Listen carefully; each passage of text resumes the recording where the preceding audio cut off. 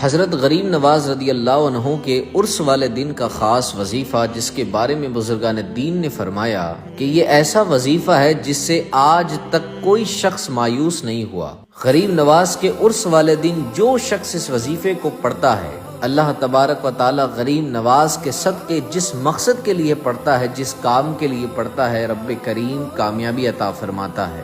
جیسا وہ چاہتا ہے ویسا عطا کرتا ہے۔ 27 دسمبر کو عرس غریب نواز ہے اور آپ نے اس وظیفے کو ضرور پڑھ لینا ہے۔ اور جو میرا بھائی بہن زیادہ پریشان ہے وہ ہمیں واٹس ایپ پر رابطہ کریں، انشاءاللہ آپ کی ضرور مدد کی جائے گی۔ وظیفہ بڑا ہی آسان ہے، اول و آخر 3 مرتبہ درود پاک پڑھنا ہے اور 7 مرتبہ سورہ فاتحہ یعنی الحمد شریف پڑھنی ہے اور 100 مرتبہ سورہ اخلاص۔ اس کے بعد 100 مرتبہ ان کلمات کو پڑھیں، یا مسبب الاسباب۔ انشاءاللہ پھر اللہ کی بارگاہ میں آپ دعا کریں اور کامنٹ میں یا غریب نواز ضرور لکھیں۔